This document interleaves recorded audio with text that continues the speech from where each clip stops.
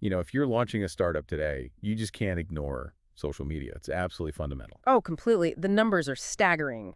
What was it? Nearly 5 billion users back in 2023? Exactly. That's a mind-blowing number of potential eyes on your product. But just being on there, having a profile, that's not going to cut it for real fast growth. No way. It's way too crowded. You need a proper plan, a real strategy. Right.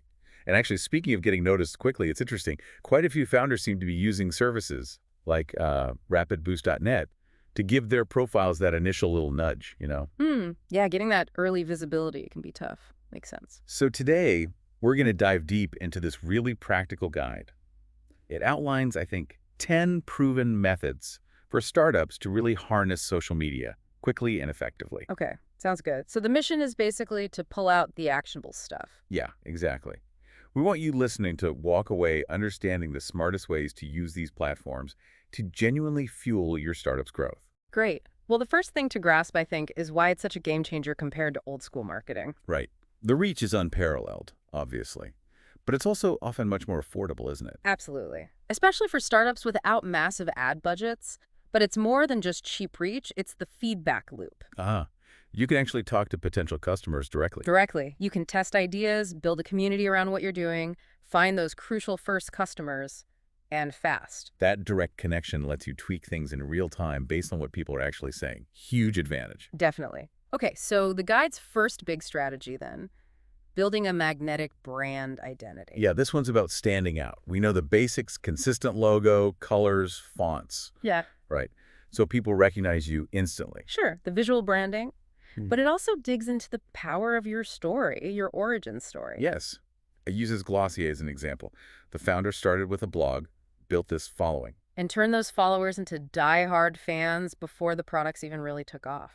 It's that authentic narrative, isn't it? Yeah. Why does that resonate so much, do you think? Well, people connect with stories, with the why. Especially now, everyone's a bit cynical about slick marketing. Authenticity builds trust. Okay, that makes sense. And the other part of this first strategy is positioning yourself as an authority. Right, sharing genuinely useful stuff. Tips, insights, industry trends, like Canva did early on with design hacks on Instagram. Or posting thought leadership pieces on LinkedIn. It's not just selling, it's helping. Exactly. You become a go-to resource, not just another brand shouting, and that naturally pulls people in. That's how you get organic, sort of viral-ish growth sometimes. Value first. Got it.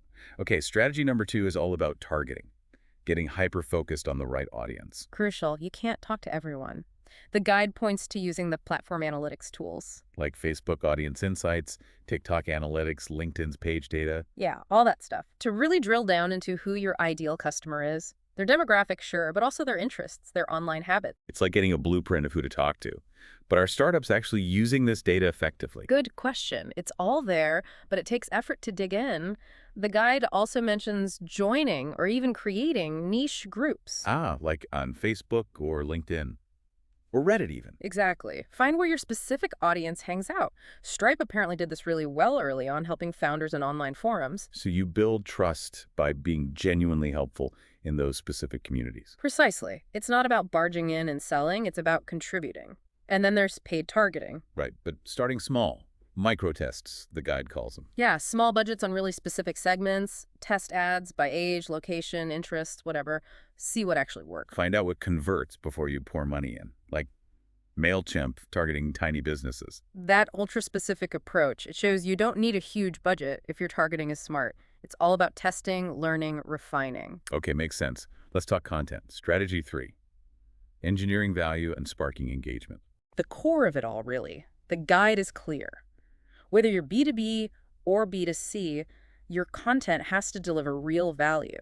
So practical stuff like how-to videos, actionable tips, good product demos. Or even inspirational content, like short reels. Think Dropbox's Work Smarter tutorials. They directly helped users. And it's not just one type of content, right? Mhm. Experimentation is key. No, definitely. Try carousels, do live Q&As, encourage user-generated stuff. Memes, polls. Yeah, why not, if it fits your brand. HubSpot apparently saw decent growth just by mixing up their formats more. Interesting. So it keeps things fresh for the algorithm and the audience. Exactly. And the guide stresses consistency, but quality consistency. Like, 3 thoughtful posts a week are better than daily mediocre stuff. Quality over quantity. Right. Okay, strategy 4 moves into partnerships, leveraging influencers and communities. Yeah, this is smart. Tapping into existing audiences, the guide makes a strong case for micro-influencers. Those with smaller, maybe 1K to 100K followers. Right. Apparently, they can deliver a much higher engagement for niche startups. Like 6x more engagement sometimes compared to the huge names. Wow, 6x. Because their audience is more engaged and trusts them more. Probably. It feels more authentic. Blueland used this approach really successfully, partnering with micro-influencers who genuinely aligned with their eco-friendly mission. And it's not just influencers.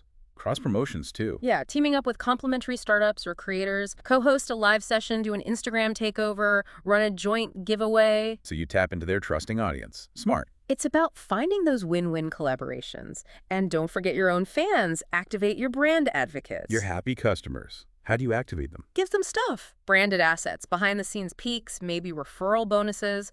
Make it easy for them to share their love for your brand. Turn customers into marketers. Love it.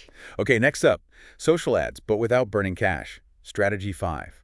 Always a tricky one for startups. The guide heavily pushes retargeting. Those ads that follow you around after you visit a site. Exactly. Apparently, retargeted visitors are like 70% more likely to convert. That's a massive difference. 70%. Okay, that's hard to ignore. Definitely not. And the other huge point here is A/B testing, constantly. Testing everything. Images, headlines, calls to action. Audience segments, too. Look at Dollar Shave Club's early days. Their viral stuff came from tons of iterative testing and tweaking. So you find out what actually works through data, not guesswork. Precisely. Which leads to the next point. Only scale what's working. You got it. Put your budget behind the ads and audiences that are proven converters. Pause or fix the ones that aren't. Sounds obvious, but I guess it's easy to just let campaigns run. Very easy. And that's how startups waste huge chunks of their ad spend, apparently. Discipline is key. Got it. Okay, shifting gears to engagement. Strategy 6. Master real-time interaction and customer support. This is about being responsive. People expect quick answers on social now, right? Yeah, definitely within 24 hours, the Yeah. guide says. And they hate canned bot replies. Totally. Personality matters. Grammarly gets a shout out for their witty, helpful support. Ah, okay. And it's not just reacting, but proactively listening too. Yes, using social listening tools like Brand24 or Hootsuite to monitor mentions of your brand, but also keywords in your industry. So you can jump into relevant conversations even if you aren't tagged. Exactly. Find opportunities to help or engage, and also handle complaints publicly but positively. Turn negatives into positives, like Buffer did when their app crashed. Yeah, they were super transparent, fixed it, and communicated clearly. It actually built trust, strangely enough. Handled well, a problem can become an opportunity. Okay, strategy 7. Viral contests and interactive campaigns. Time for some fun. Strategic giveaways are effective. But strategic, meaning they require people to like tag friends, follow, share. Yeah, actions that actually grow your reach and engagement. Duolingo's meme-heavy TikTok giveaways are a great example. Make it fit the platform. And encouraging user-generated content, or UGC. Big time. Reward people for sharing photos or videos using your product. GoPro basically built their whole brand on customer action shots. True. It's powerful social proof. Hugely. And then simple interactive stuff, polls, quizzes, ask me anything sessions, live streams. Those boost engagement and visibility in the algorithms. Yeah, they encourage interaction, which platforms tend to reward. Plus, they build that community connection we talked about. Right. Okay, strategy 8 is maybe less glamorous but important. Optimizing your profiles and bios. The fundamentals. Yeah. Treat your profile like a mini landing page. Use relevant keywords in your bio, your about section, even your handle. Like SEO for social media. Kind of, yeah. Helps people find you when they search. Shopify's Instagram bio ranks for e-commerce terms, apparently. Clever. And making it easy to click through. Essential. Use those link in bio tools, Linktree, beacons, whatever, to direct people easily to your site, your shop, key resources. Don't make them hunt for the link. Exactly. And make contact info super obvious. Yeah. Email, support chat links, whatever you use. Reduce friction. Makes sense. Okay, number 9 is critical. Track, measure, and learn. Constantly. The data loop again. You have to know what's working. Set clear KPIs for each platform. Follower growth, engagement rate, traffic to website, conversions, that sort of thing. Yep.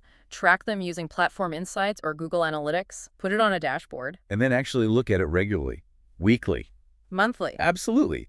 Analyze the patterns. What content gets shares, which platform drives sales, double down on what works, ditch what doesn't. And stay curious, right? The landscape keeps changing. Always. New platforms pop up, Threads, Lemonade, whatever's next. You need to be agile and willing to experiment. Okay, final strategy. Number 10. Foster a loyal community for word-of-mouth growth. This feels like the long game, viewing social not just as a sales channel, but a community hub. Like Notion does, building community around user stories and templates. Exactly. Provide exclusive value tips, resources, webinars, things people can only get by being part of your community. And celebrate your users. Definitely. Showcase customer wins, spotlight your biggest fans, make them feel seen and appreciated. It builds loyalty, makes them want to stick around and tell others. Precisely. And crucially, maintain that authentic founder voice even as you scale. People connect with people. Keep it real. Okay, so that's the 10. A lot to take in, but really practical stuff. Yeah, it boils down to being strategic, authentic, providing value, and building real connections. It's not just about posting randomly. Definitely not. For me, the power of that origin story really hit home, and also that idea of deeply engaging in those niche communities. Yeah, and the constant testing and measuring for ads and content that seems non-negotiable for avoiding wasted effort and money. Absolutely. So for everyone listening, the question is, which of these tactics can you actually start implementing, like tomorrow? Yeah, what's one thing you can do right away? Maybe finally write down that founding story, or find one relevant online group to join and just listen for a bit. Good starting point. Because social media really can be like rocket fuel for a startup. It absolutely has that potential. It's about harnessing it smartly to build something amazing.